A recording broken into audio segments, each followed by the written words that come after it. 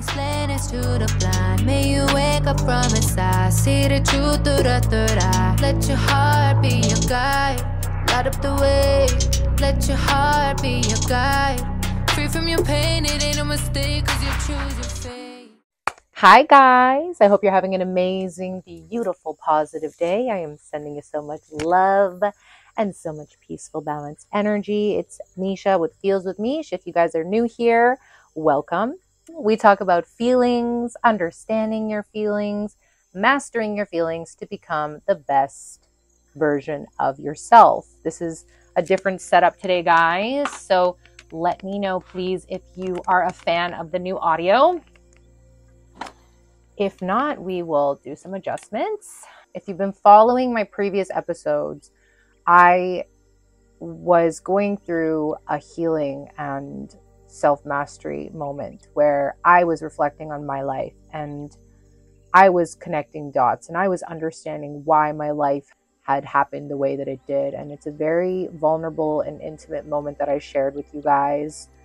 And I really shared it because I want you to be able to do your own healing work and see how the process is. It's so easy for me to share how to guide other people through their own process, but to actually witness somebody doing it themselves, knowing that we have the power to do that, knowing that we are so brilliant in that we have all the tools within us. It's an internal thing. Nobody has lived your life. Nobody knows what you've gone through. Nobody has the power to unlock those memories and heal from the things that you've gone through in your life, right? And so I've been following this law of assumption and self-concept work, and in understanding that our world is reflecting our thoughts, like really having that recognition of what that really means. I started to recognize how negative the story that I've been telling of myself is.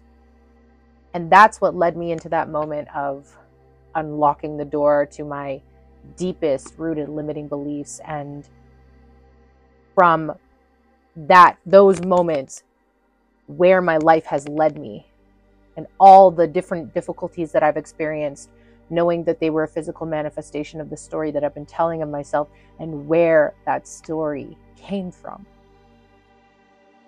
Now I see so many law of assumption coaches and people saying you don't need to know exactly the memories and where they come from and why you're reacting to certain things. But I'm going to disagree with that because we don't all learn the same. It's like going to school. We're all learning at different levels.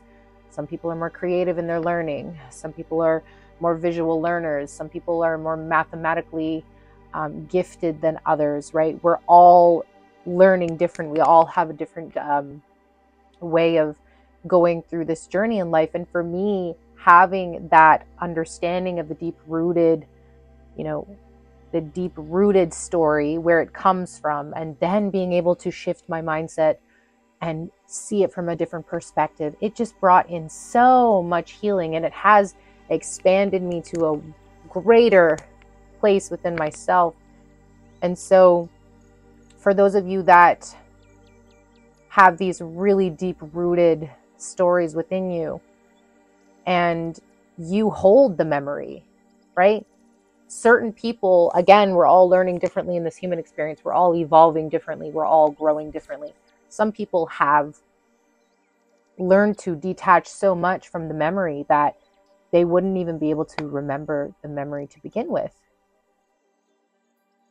But myself and maybe you remember the memories are so vivid that down to the smells and the colors that people are wearing, the clothes, the words, the faces of the strangers that maybe were around in the situations and things that you were dealing with, like from our earliest memories, my earliest being 2 years old. So for me, having such an attachment to the memory, I needed to dive into that memory to unravel it and see it from a different perspective in order for me to have that shift within myself. Now, if you resonate with my energy, we're more the anxious person. I'm no longer resonating with that. I'm no longer affirming that as my truth.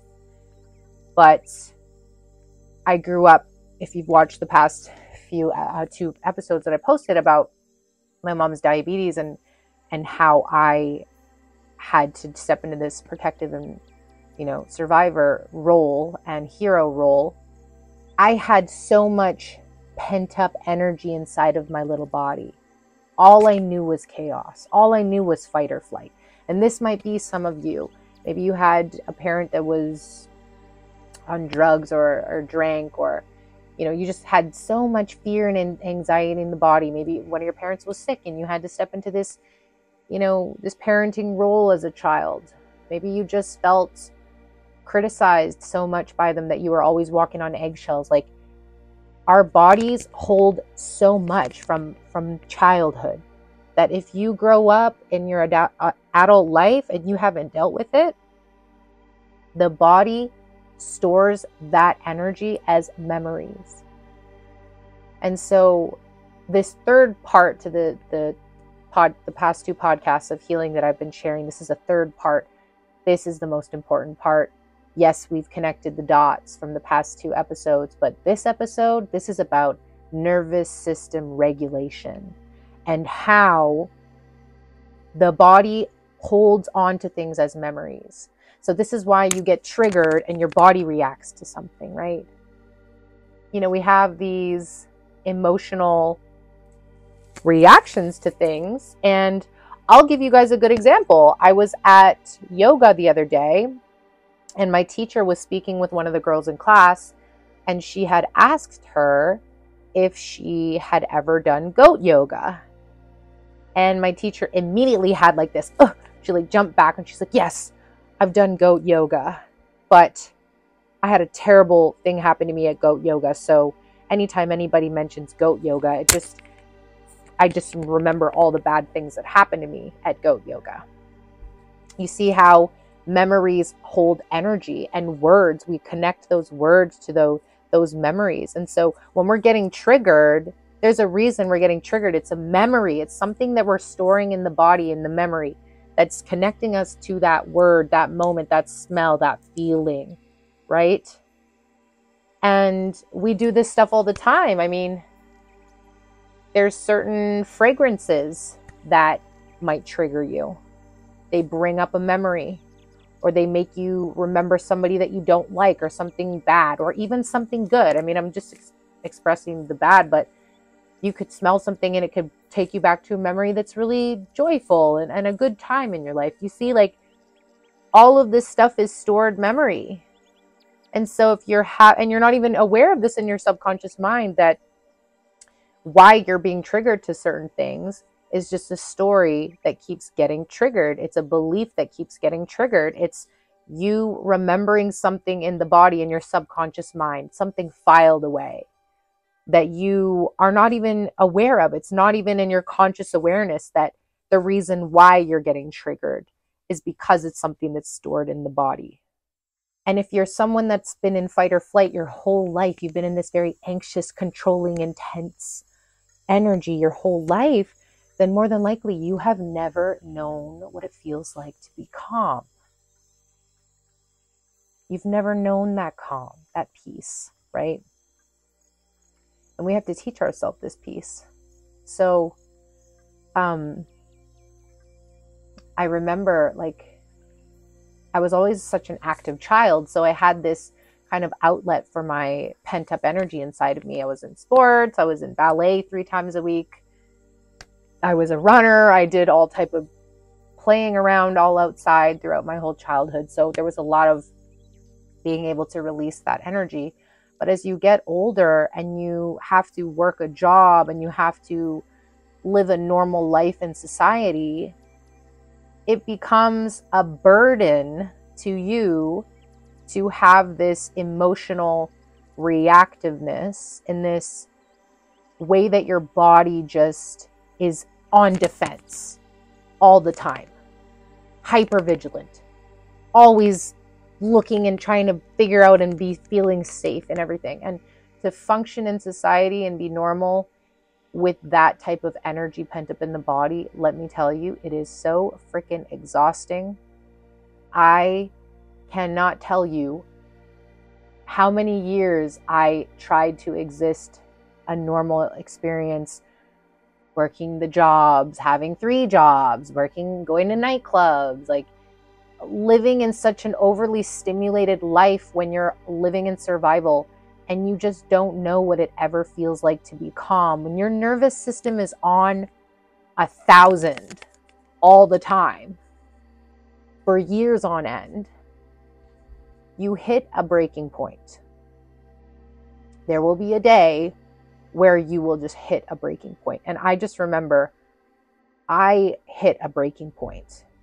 There was many times I hit a breaking point, but being in survival, you just have to keep going.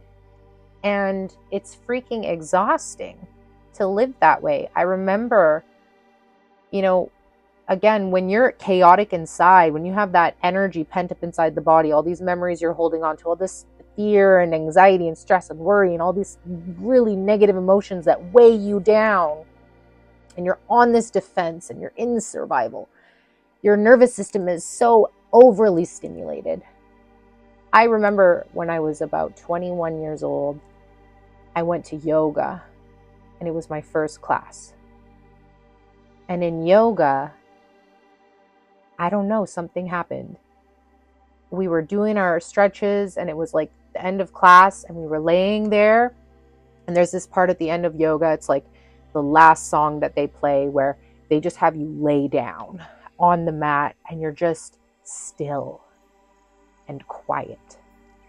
And there's this calm music playing, and everybody's in their own world. Nobody is judging or looking at each other. We're all just in our own moment of peace. And I had never in my entire life felt that peace ever. And I just remember laying there, and tears were just pouring from my body, because I was having a release. Like, I could not control where the emotion was coming from or why the emotion was coming. I wasn't even having any thoughts of anything that were making me sad. It was just the emotion was just pouring out of me, because our bodies hold the emotion. And if you think of so many people walking around this world that are just miserable, or they're just overworked, they're just overdoing it, they're just always on the go, always hustling, always going, and they've never had a moment to just breathe and feel that peace. That was me. And I was in a very repelling energy because of that. I wasn't in an abundant energy. I wasn't a magnetic vibration. I wasn't this magnetic woman, this divine. And I was always this bright person and fun and this and that, but just my energy. I had so much anxiety and stress and worry that was just pent up inside the body. And so when I speak on nervous system regulation, it's about being present in the body and being able to feel the emotion in the body, releasing the emotion from the body, instead of being reactive and, having reactions to things and letting it take over. And trust me, I still have my moments. I really do. But I've gotten a lot better. Why have I gotten better? Because I've been able to release the emotion from the body. I'm present in my body now. Nervous system regulation. I'm able to observe myself in moments where I'm getting triggered. I'm doing things like yoga, meditation, practicing calmness, practicing detachment, being able to observe things in my reality that I'm not, in favor of, but being able to be detached and release and surrender to an outcome.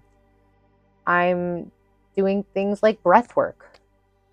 Breath work is huge. It has changed things for me so much, because as an anxious person, you're not present in the body.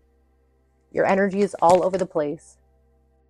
So when you're breathing and you're present, you're feeling the breath in and out of your body, you're training yourself to be present in the body. That has been huge for me, so beneficial for me. as I've unlocked this new part of my journey in learning about law of assumption and self-concept, I asked myself, why is it so much easier for some people to change and have a shift in their mindset than it is for others? And again, this is where I speak of, we all learn differently. We're all different. We all have had a different journey. We're all experiencing different things in our life. And we could say that that's a limiting belief, absolutely. But I want to be able to help as many people as possible. And so this is from my experience as somebody that had a lot of stress and anxiety in my life. It was harder for me to shift into the positive story because of the emotional reaction that I had to the memories of my past. The things that have happened to me in my life hold much more of an emotional reaction and response than other people. Because if you've listened to my past podcasts, I have two sisters that experienced the exact same trauma as me, but they have dealt with it completely different. From dealing with the trauma that we went through with my mom's diabetes, they both detached more and became more self-centered. And I focused outward on fixing the problem, fixing my mom, looking and being more present in other people's emotions and what other people are going through and what's going on around me than within my body. Because that's what an anxious attached person would do, is they're going to be more hypervigilant to what's going on around them rather than being focused on the self, right? So where we have two of my sisters experiencing the same trauma, going a separate way and being more self-centered, being detached emotionally from the experience, the trauma and what we had gone through, the situation, they're able to then be more focused on the self. I was a complete opposite. So this is why I say we're all learning differently. We're all going through our life differently. Maybe you have siblings that you can also observe, and, you know, their life is just as much important to your healing journey as yours is, because you're able to compare your experiences. And from that, you know, from that understanding as to why it's easier for some people to focus on the new story and change their mindset from the old story and focus on the new, is because they're detached from the emotional responses that they've experienced of the things in their life. We're all feeling things at a different capacity, right? Some people attach more to those, feel more into those experiences than others. I mean, you see it everywhere. There's more people, some people are more sensitive than others. Some people have a deeper intuition of things than others. And it's just that they're connected into their emotional body more than others. And so I had to have that recognition of how much of my life I've been emotionally holding on to the memories of things that I've experienced in my life, and then just retelling that story from those beliefs of myself and projecting it into my reality. And as I've been able to step back and really observe everything as a whole, the reason that I can do that is because I'm working on my nervous system regulation, where I'm able to be calm, cool, and relaxed, and really just present in my life, in my body, and, you know, allowing myself to focus on the new story. And I'm really able to do that because I've had that shift in the perspective from connecting those dots and seeing how my life has played out and why it's played out the way that it has. But I have really never been able to stay focused on a positive story because of the energy that I've been holding on to of things that have happened to me in my past. And so now that I've had that shift in my mindset, I mean, the new story is the positive story, and it's dominant, and I'm just needing to persist in the new story.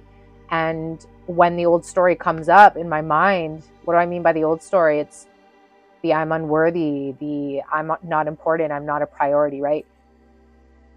I'm able to override that story with the thoughts of the new story because I'm regulated in my body. And even when I am triggered, I'm present, I'm experiencing that trigger, but I'm not trying to not be triggered. I'm just allowing myself to feel what I'm feeling. And then I can pinpoint why I'm feeling that way. Oh, well, that's just me not feeling important and me not feeling like I'm a priority. But that's not the truth. That's an old belief. So reprogramming in that new belief is to just keep reprogramming in the new thoughts. I'm always chosen. I am the most important. I am the top priority. I'm always a priority. And there's much evidence of that in my life, that I am so important, that I'm so valuable, that I am chosen, cherished, loved, and adored, you know? And in the old story, I didn't feel that way. So because I'm able to regulate myself emotionally and every day be prioritizing that peace within myself, then I'm able to focus on the new story because my mind isn't so chaotic. See, when you have all that extra energy inside the body, the triggers are so rampant and you're just self-sabotaging. And so when you can learn to calm yourself, calm your mind, calm your thoughts, then you're able to observe the old story and shift it into a new positive way of thinking in the new story. And it has completely changed my life. So I'm very excited. Feels with Mish, this is just the beginning of Feels with Mish. Feels with Mish is evolving every single day. This podcast has evolved many, many times over, and it just keeps evolving. And I'm so grateful for every single one of you. If you guys are interested in a personal session, you can email me, booking@feelswithmish.com. I love you guys so much. I hope you have an amazing, beautiful, positive day because you absolutely deserve it. Try and explain it to the blind. May you wake up from inside. See the truth through the third eye. Let your heart be your guide. Light up the way. Let your heart be your guide. Free from your pain, it ain't a mistake, 'cause you choose your fate.